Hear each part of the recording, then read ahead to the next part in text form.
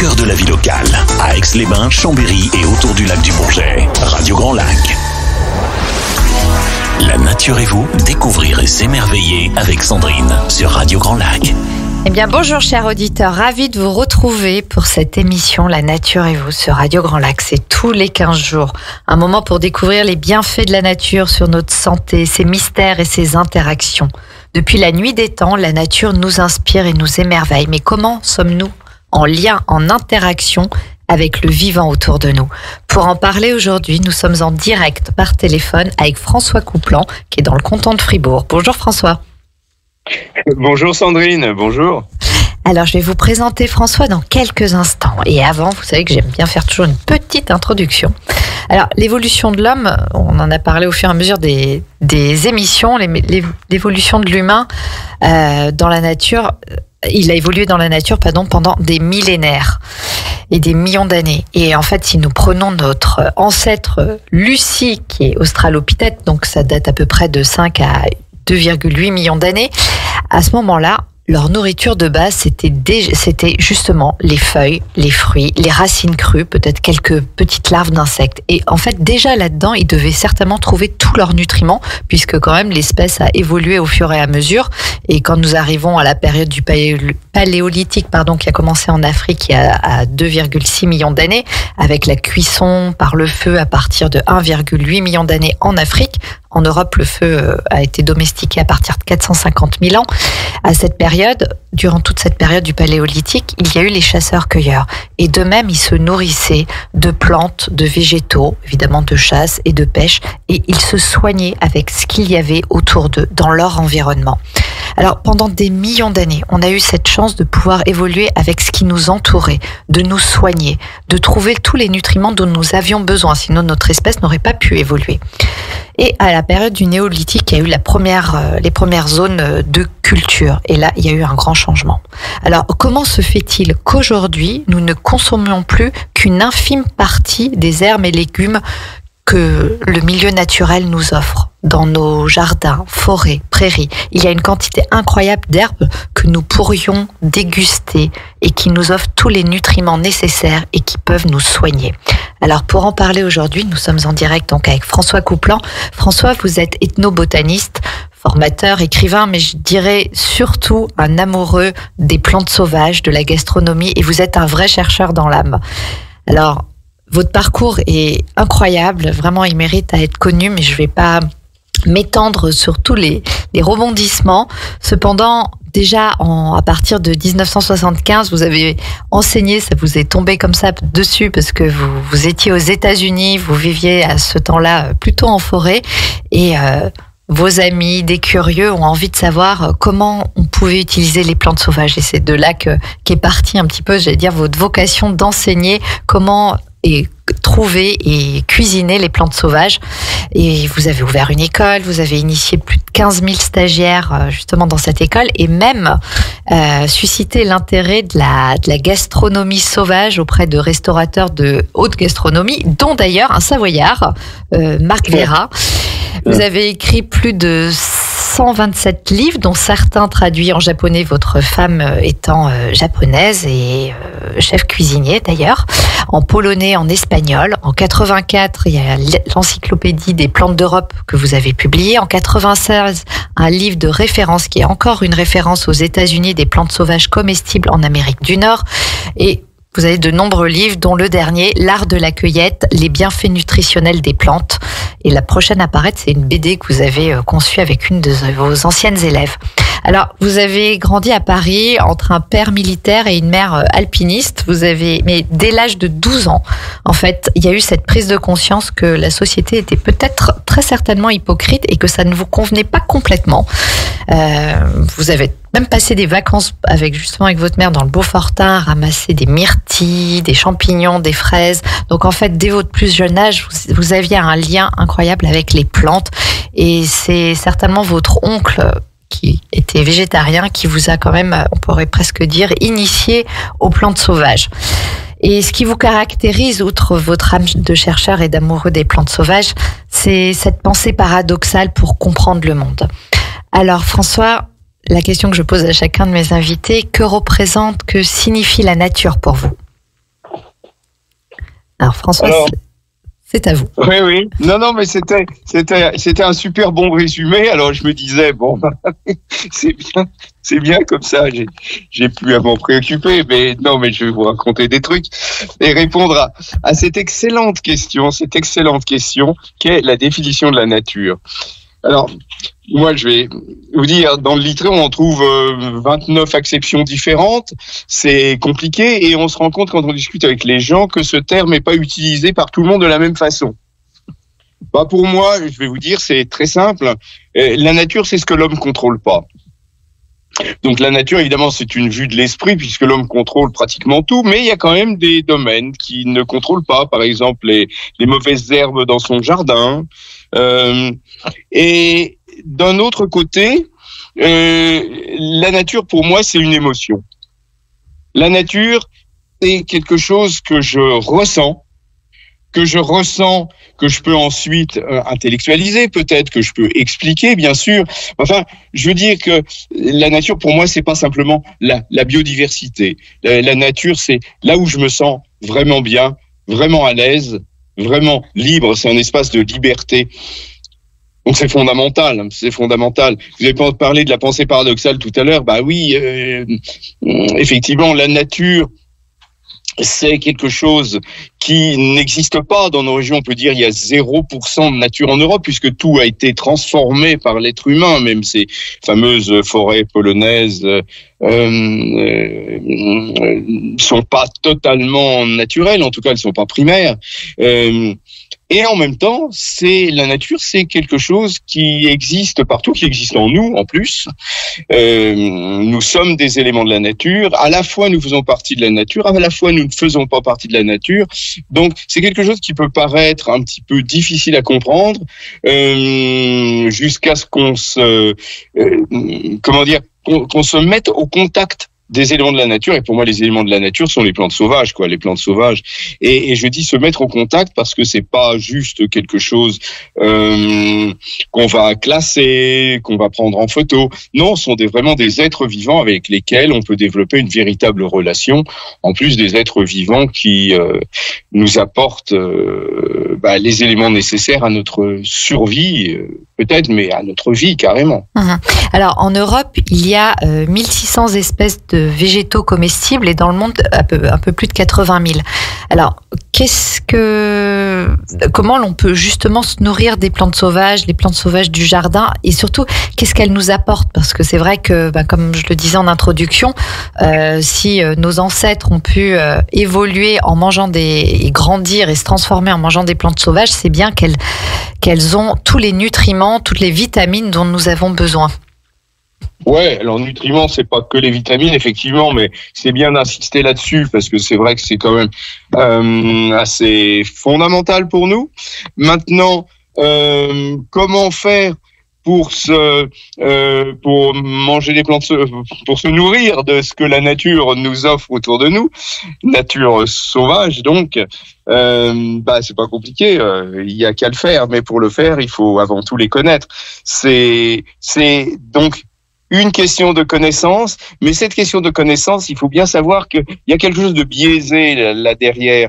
Parce que la plupart des gens, oui, ils aimeraient bien, ils sont intéressés, ou bien ils prennent ça carrément pour, de quelque chose de pas sérieux, parce que ma foi, si on a développé l'agriculture, si on a développé notre civilisation, c'est bien justement pour se dégager de l'emprise de la nature, et donc les choses sont très bien comme ça. Mais effectivement, il y a d'autres personnes, et c'est bien pour ça qu'on est là en ce moment et qu'on en discute, qui sont intéressées. Ces personnes intéressées, sont souvent retenues par une peur de s'empoisonner, qui est pas totalement fausse évidemment, mais à laquelle on peut remédier très facilement. Il suffit d'apprendre à reconnaître en tout cas un certain nombre de plantes sauvages suffisamment pour pouvoir les intégrer à sa nourriture quotidienne. C'est quelque chose qui marche bien. Je suis là pour ça, si je puis dire. Nous sommes là pour ça parce que nous sommes une équipe et puis il y a d'autres personnes qui peuvent enseigner. Donc apprendre. Apprendre, c'est simple. Et une façon prérequis quand même, c'est dépasser cette peur et dépasser ce qui nous retient, ces préjugés culturels qui nous font penser que les plantes sauvages, c'est bon pour les animaux, c'est bon pour les pauvres. Donc c'est une question de statut social qui remonte assez loin au Moyen-Âge dans nos pays et qui, nous, occidentaux, nous empêche de ramasser des plantes sauvages, contrairement à ce qui se passe dans d'autres pays du monde, parce qu'il faut bien le savoir. En Crète, par exemple, le véritable régime crétois, c'est basé sur la consommation de plantes sauvages. Les Japonais mangent des plantes sauvages. Vous avez parlé, effectivement, ma femme est japonaise et on s'est rencontrés par le biais des plantes sauvages, parce que elle, ça l'intéressait de savoir ce que les Européens, les Français en particulier, puisqu'il est très francophone et ce que les Français mangent comme plantes sauvages et comment ils les préparent. Et donc, quand elle est arrivée ici, elle a été quand même surprise et même choquée de voir que c'était pas le cas. Les Français ne mangent pas de plantes sauvages, les Européens ne mangent pas de plantes sauvages. Et alors justement, est-ce que vous pouvez nous donner des exemples? Alors on sait, c'est de plus en plus, enfin c'est maintenant un peu plus connu que l'ortie, l'oxalis, le plantain, toutes ces plantes-là, elles sont facilement, j'allais dire, de plus en plus, elles commencent à être connues comme quoi elles sont en tout cas comestibles, même des petites pâquerettes, des choses comme ça. Est-ce que vous auriez des exemples de plantes qu'on trouve dans notre jardin auxquelles on ne penserait pas, et surtout, parce que je trouve ça vraiment passionnant, quelles sont leurs valeurs nutritives? Pourquoi finalement on pourrait presque se nourrir juste de plantes sauvages? Oui. Alors, il y a plusieurs questions là-dedans.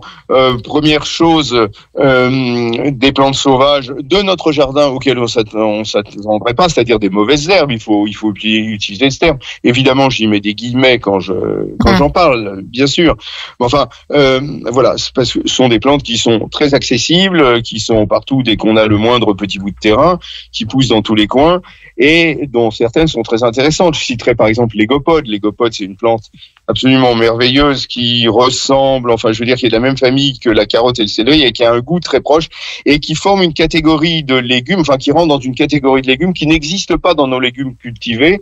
Ce sont les légumes aromatiques. L'égopode, la berce par exemple, qui pousse non pas dans nos jardins mais dans les prés. Il y en a absolument partout. Voilà. Ça, ce sont des plantes avec lesquelles on va préparer, des gratins par exemple, des quiches, des plats, on va dire, roboratifs, simples à préparer, savoureux, et qui vont nous apporter toutes sortes de nutriments, effectivement. Alors, se nourrir de plantes sauvages, comme vous l'avez dit, pendant vous avez dit des millénaires, des millions d'années, effectivement, vous l'avez dit par la suite, l'homme et ses ancêtres se sont toujours nourris de plantes sauvages en complément ou en étant complémentés par de la chasse, de la pêche, etc. Mais en tout cas, il y a un domaine essentiel où les plantes sauvages nous sont indispensables, ce sont les micronutriments. Et c'est vraiment là-dessus qu'on peut jouer pour développer, pour acquérir une meilleure santé, parce que dans notre diète occidentale, ce qui nous manque vraiment, ce sont les micronutriments. Ce sont les minéraux, les oligoéléments, les vitamines, les antioxydants. En gros, c'est ça, les trois classes finalement, minéraux, oligoéléments, c'est la même chose.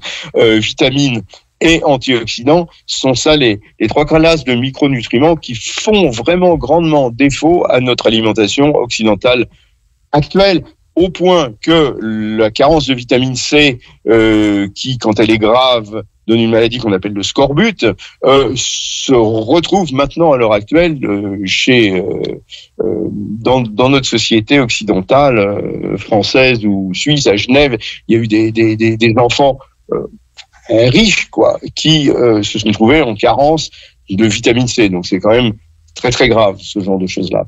Voilà. Maintenant, quand on parle de se nourrir de plantes sauvages, il faut voir l'ensemble des nutriments nécessaires à l'être humain. Ça commence par des protéines, ça continue par des glucides et ça ensuite des lipides. Voilà. Protéines, nous n'en manquons pas. loin de là, mais il faut quand même savoir une chose et mettre fin à un mythe qui est celui des carences possibles si on se nourrit de végétaux. Il y a des protéines dans les végétaux, quand il s'agit de graines ou de grains, donc des parties de réserve, ces protéines sont déficientes en acides aminés essentiels, ce qui pose pas de problème majeur parce qu'on en absorbe suffisamment de toute façon. Il faut savoir que dans les feuilles vertes des végétaux, on a des protéines qui sont équilibrées en acides aminés essentiels. Ça veut dire qu'elles ont la même valeur nutritionnelle que les produits animaux, la viande, le poisson, les œufs, etc. Voilà.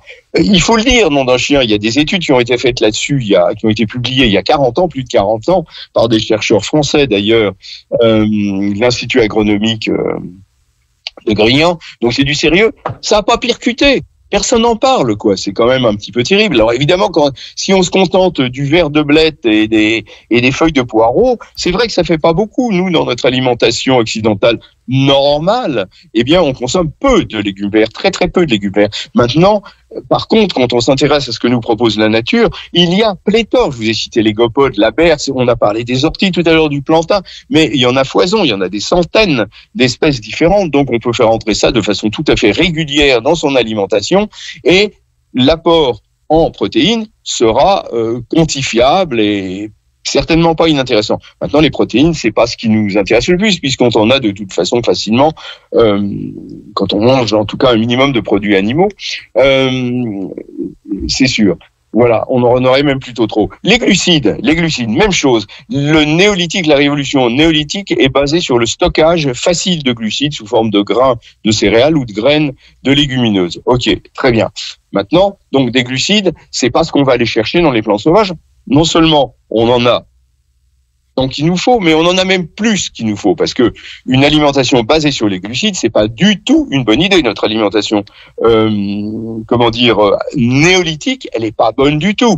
C'est la porte ouverte au diabète et à d'autres maladies dites de civilisation. Donc ça peut être problématique et ça peut être, et c'est, je pense, une excellente chose de diminuer sa consommation de glucides. Les lipides, les plantes sauvages nous en offrent, que ce soit les noisettes, les noix ou les graines de diverses plantes sauvages, il y a des lipides. C'est un peu plus compliqué à récolter, mais en tout cas, voilà, ça pourrait se faire.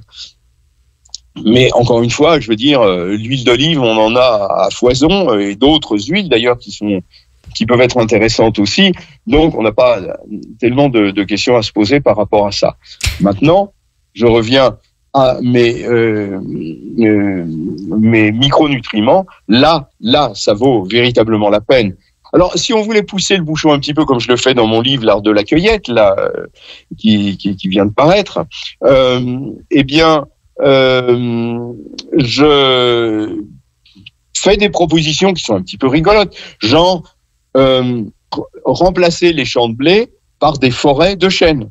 On pourrait très bien, on a la technologie nécessaire pour récolter des glands, les désamériser et produire des glucides parfaitement consommables qui remplaceraient non pas le blé, puisque dans le blé, ce qui est intéressant, ce ne sont pas les glucides, mais le gluten, ce fameux gluten qui déplaît parce que ce sont ces protéines qui permettent de faire du pain levé, voilà, chose qu'on apprécie, et évidemment. Mais en tout cas, voilà, on pourrait tout à fait mettre à contribution des plantes sauvages qu'il faudrait cultiver, vu le nombre qu'on a bien évidemment, pour nous fournir des protéines, glucides, lipides, okay, qui sont les bases en quantité de nos besoins. Alors François, je vous propose qu'on continue après cette pause musicale dans quelques instants. À tout de suite. Vos émissions préférées, elles sont toutes sur Radio Grand Lac. La nature et vous, découvrir et s'émerveiller avec Sandrine sur Radio Grand Lac. Et voilà, nous sommes en direct avec François Couplan qui est dans le canton de Fribourg. François Couplan qui est ethnobotaniste, amoureux des plantes sauvages, un chercheur dans l'âme. Et nous étions justement en train d'échanger sur les valeurs nutritives des plantes sauvages, éléments importants qui font que ça a été la base de notre alimentation depuis des millions d'années. François, nous venons d'écouter Jimi Hendrix, Purple Haze. Jimi. Pourquoi avez-vous choisi Jimi Hendrix? Purple Haze. Pourquoi? Parce que ça me rappelle mes années où j'étais dans un tourbillon de pensées et d'expérimentation en toutes sortes qui m'ont formé. Et musicalement j'aime bien. Je jouais de la guitare dans des groupes de rock aussi. Je composais, ça m'arrive encore d'ailleurs de temps en temps. Et donc notre cher Jimi a été une influence importante à divers points de vue dans ma vie. Il en fait partie. D'accord. Donc en fait, on voit vraiment que vous avez vraiment plusieurs cordes à votre guitare, n'est-ce pas? Alors, pour revenir à la suite de notre échange, je rebondirai également sur un élément que j'ai pu lire dans votre dernier livre. Vous avez étudié, entre autres, des documents publiés chez Nestlé, dans la bibliothèque de Nestlé, qui étudie et qui recense les nutriments des plantes sauvages, et avec la table des compositions de l'Organisation pour l'alimentation et l'agriculture pour les Nations Unies. Et justement, avec la base de l'alimentation des diverses populations du tiers-monde. Et en fait, justement, dans ces différentes études que vous avez pu lire, constater que une partie de la problématique de la faim dans le monde pourrait être résolue si on laissait manger ces populations justement la diète, l'habitude, leur alimentation traditionnelle à base de plantes sauvages. Alors, ces documents ont été une des sources importantes justement, et ça pose question. Pourquoi on nous laisse pas finalement, pourquoi on ne met plus à l'honneur les plantes sauvages que l'on trouve partout là autour de nous? Mais parce que les gens n'en ont pas envie. Moi, je travaille beaucoup au Togo. Hein, j'ai passé beaucoup de temps en Afrique et j'ai des projets au Togo, du terrain, des amis, un fils adoptif et tout. Et je vois bien comment ils se comportent. Eux, ce qu'ils veulent, c'est faire comme nous. Eux, ce qu'ils veulent, c'est manger comme nous. Donc, comme ils n'en ont pas les moyens, le nec plus ultra, c'est le riz importé du Vietnam, accompagné de sauce tomate en boîte chinoise. Quand j'y vais, il faut que je me batte. Je ne veux pas dire que je me batte, mais que j'insiste lourdement pour qu'on me fasse de la sauce traditionnelle avec des feuilles. On trouve encore quelques feuilles sur les marchés, quelques feuilles qui se consomment, donc de plantes cultivées. Mais pareil, les plantes sauvages ne sont plus à l'honneur. Les plantes sauvages sont dépréciées parce que c'est de la nourriture de pauvres et que les gens n'ont pas envie d'être pauvres, que les gens ont envie de faire comme les riches, c'est-à-dire en l'occurrence comme nous, et qu'on leur a donné le mauvais exemple et qu'on continue franchement à leur donner un très mauvais exemple. Mais nous-mêmes, il faut qu'on regarde un petit peu ce qui se passe dans notre assiette à nous, quoi. Mais alors justement, en fait, comment en sommes-nous arrivés là? Ça commence à peu près à l'âge du néolithique avec les premières cultures. Pourquoi on est arrivé à dénigrer finalement au fur et à mesure, et même autant pour se soigner aussi, hein. Oui, c'est un peu différent pour se soigner, mais comment dire, la problématique provient de l'être humain, c'est-à-dire ce besoin de statut social. L'agriculture, ça n'a pas été développé pour nourrir des gens qui mouraient de faim, pas du tout. Les chasseurs-cueilleurs, vous l'avez bien dit tout à l'heure, ils mouraient pas de faim, ils vivaient, ils faisaient pas que survivre, ils vivaient. Marshall Salins a écrit un bouquin qui s'appelle Âge de pierre, âge d'abondance, qui mériterait d'être mieux connu. Et par contre, c'était une question de facilement stocker des richesses, les grains, hein, et donc d'acquérir du statut, d'acquérir de la puissance, ce qui a permis de développer des strates sociales.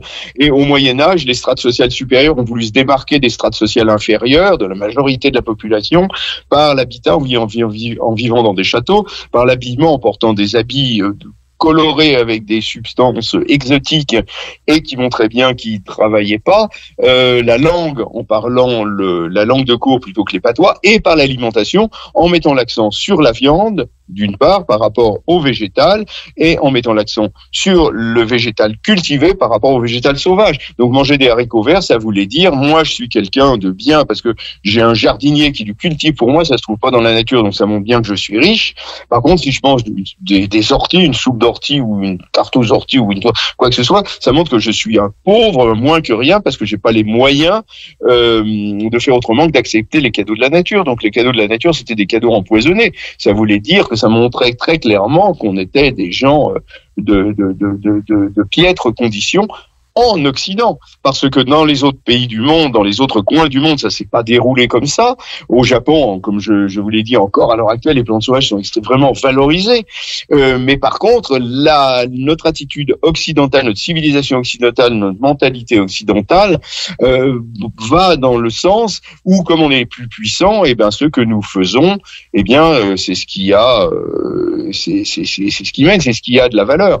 Donc résultat, on ne veut plus manger comme on mangeait dans le temps, une alimentation basée, même si elle est néolithique, c'est-à-dire basée sur des glucides, et un large complément, comme en Afrique, les sauces à base de feuilles et de différents produits qui apportaient justement les protéines, les lipides, et tous les micronutriments. Et voilà, maintenant on ne le fait plus, et donc résultat, on a les glucides et on n'a plus grand chose pour mettre avec, plus grand chose qui apporte justement ces fameux micronutriments. Donc on a des carences. Et puis évidemment, il y a tous les problèmes de guerre, tous les problèmes de réalité économique qui font que la situation est difficile. Mais il faudrait déjà que les populations elles-mêmes aient conscience de l'ensemble de la problématique.